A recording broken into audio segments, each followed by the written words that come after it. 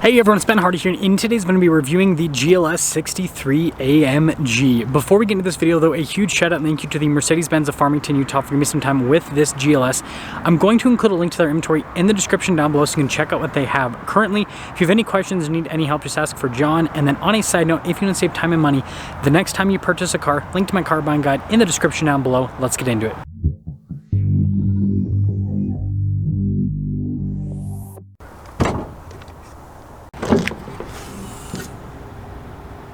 So powering the GLS 63 is a twin-turbo 4-liter V8 that goes through a 9-speed automatic transmission. Power outputs are 603 horsepower at 5,750 RPMs and then 627 pound-feet of torque at 2,500 RPMs. Now before we go over the front end, I do want to mention if you want to see more videos just like this, then I recommend you subscribe because I post content every single day. So starting with the hood, you guys can see distinctive lines there on either side. Then you got the little Mercedes logo. Really cool daytime running lights here with the LED headlamps. And then we got the AMG badge there in the grille. And then look at the giant Mercedes logo. There's a camera just down below it. We've got some parking sensors there at the bottom as well. And putting it all together, this thing just looks aggressive. I mean, look at that. Coming around the side here, our tire and wheel setup is 285, 45, 22 in the front, and then 325, 40, 22 in the rear. And then when it comes to the wheel design, it's got the AMG style wheels with the silver ring, and then notice how it's kind of like darker in the center. And then we've got the giant AMG brake caliper. I mean, look at the size of the rotors. You gotta remember 22-inch wheels, and the rotor and the caliper pretty much fill up the entire wheel. I love the body painted fender flares here. We've got our V8 bi-turbo badge. Notice the mirror cap is blacked out, and then you guys can see the silver trim there on top of the door handles. And then look at the side steps here. And then taking a look at the full side view here with the fender flares and everything, it just looks incredibly aggressive. So here's a key fob. We have our lock function, our unlock function, the opening here for the hatch, and then our AMG logo there at the bottom.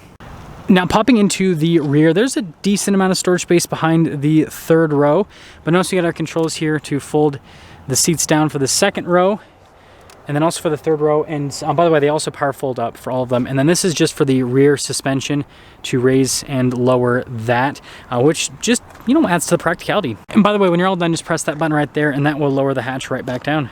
Really cool taillight design. Of course, we got our GLS 63 badge here, and then you see the AMG badge on the other side. Parking sensors here at the bottom, and then look how aggressive the exhaust tip covers are. And then you can see the diffuser goes to a receiver hitch, which is kind of funny. But seriously, putting it all together, I think that it's actually a really cool looking SUV. And I mean, it looks so much more aggressive than the base GLS, the 450. You guys can see that over there. And now popping inside, you guys can see with all of the leather trim and then the stitching that goes across, we got some wood trim here. Our power adjustments for the second row. We also have heated seats, Burmester sound system, sunshades here in the back on top of that. And then here are the seats themselves. You guys can see like the Alcantara inserts, and then look at the stitching design there. I think that looks fantastic. Now legroom here in the second row is actually really solid. You got a little storage net here, got some vent action, and then you guys can see we've got some more vents. And then this is our climate control area for the rear. It's cool that we have our own climate zone back here. And then headroom's also really good back here. Now when it comes to the third row, legroom's actually decent, which I'm surprised by. We've got some USB action here, and then you guys can see we've got some like padding here where you'd rest your arm. And the seats back here actually look really nice. So they didn't cheap out on the seats, which I think is good. And then also, if you're wondering, headroom's good. And now taking a look at the front door panel, you guys can see again with all of the leather trim and the stitching that goes across, all of our window controls, the mirror adjustments. The mirrors do power fold in, and then look at the wood trim here. We've got our memory seat functionality with all of our power adjustments, heated and cooled seats here for the front. You can also adjust the passenger seat from the driver's seat, which is kind of funny. Burmester sound system yet again, and then look at the mirrors. They do have blind spot monitoring.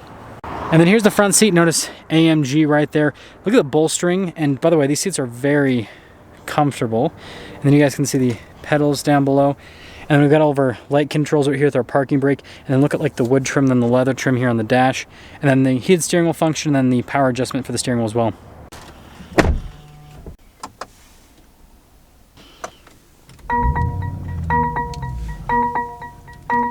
Now taking a look at the steering wheel itself, you guys can see the leather trim here at the top and at the bottom with the AMG logo. We've got Alcantara here on either side. With our paddle shifter, so that 9-speed automatic, some controls here for the center stack volume voice command controls. We've got cruise control as well, and then this is the control for the gauge cluster, and then of course turn signal / windshield wiper stock, and then we got our Mercedes column shifter.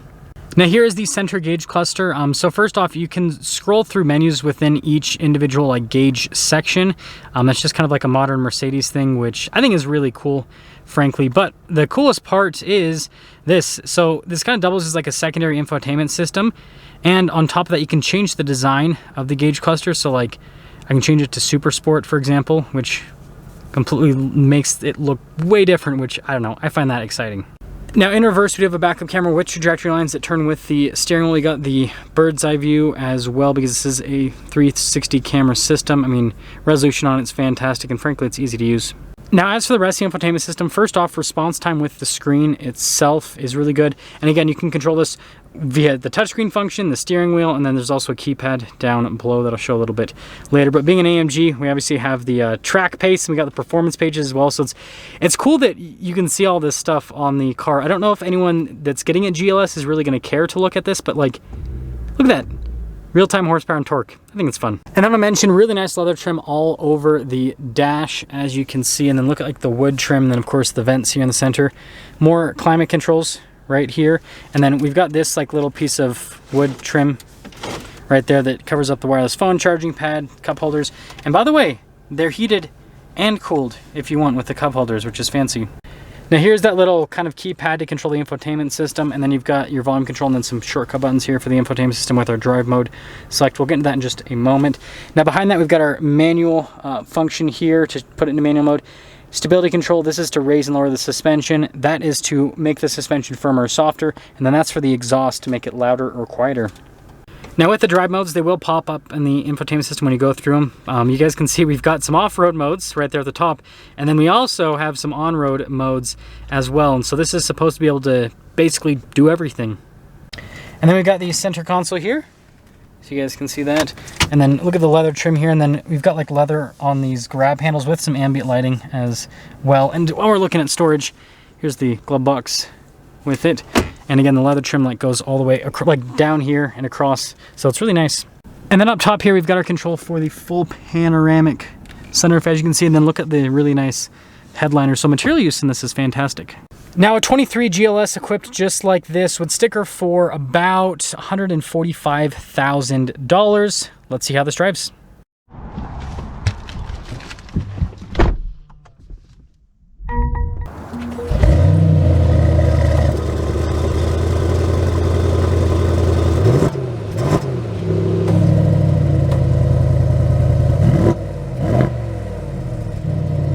Well, let's talk about visibility before we set off. Here's visibility over the hood. Both mirrors do have blind spot monitoring. Then throughout the rest of the rear, and I always forget column shifter with Mercedes. Let's set off. Now I know I'm gonna get a lot of crap. People are gonna be like, Ben, this is not a 23. Yes, I understand this is not a 23, but there hasn't really been any major changes for 23. So this will basically look the same, drive the same, everything the same as a 23. And it's a lot easier to do a review on a used 63 than a new one, because the new ones are completely sold out. So you gotta make do with what you have, right? But anyways, engine's actually really quiet. Which, you know, being an AMG, you think it's gonna be like just monstrously loud, but it's actually pretty dang quiet. Suspension's really good. Something that Mercedes does a really good job with is kind of mixing, you know, good handling characteristics with suspension comfort. And this definitely meets that, that's for sure.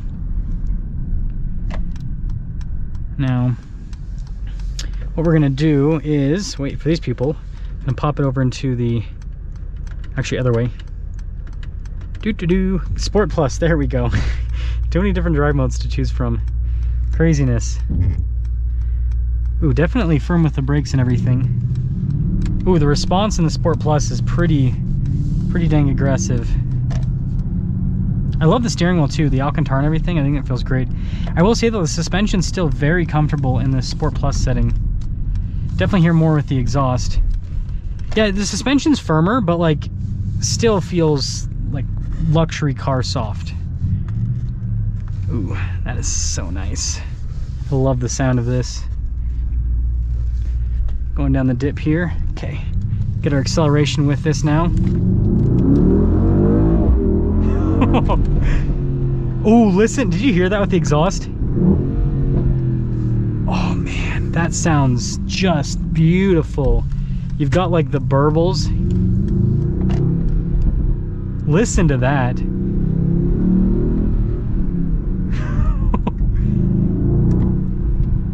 Oh, this exhaust sounds wonderful. I love that. So, summing things up with the GLS 63. I've already driven one of these before. I've already driven several GLSs, actually. This is my favorite GLS. The 450, I think, is a great, and hopefully this doesn't offend anyone. I think it's a great entry-level, like, luxury. When I say entry-level, I mean, like, entry to the S-Class world, right? Great entry-level luxury SUV, if that makes sense. Hopefully that makes sense. Whereas the 580 is really cool, and, you know, I think that one's a good value, but the 63 version, I mean, it's more expensive, but it's not that much more expensive, and it's just crazy. This thing is seriously crazy. So I think this is the one that I would go for if I were to get a GLS. And again, the thing that's the craziest to me is like $145,000 is what a 23 would cost with the options this has. That is like the base price of a Mercedes G-Wagon now, G550. So you could either get this fully loaded 63, or you could get a base model G-Wagon. That would be an interesting one. Let me know which one you guys would choose out of that bunch. Let me know what you think about the 63, if you'd rather get this or if you'd rather get like the 580 version.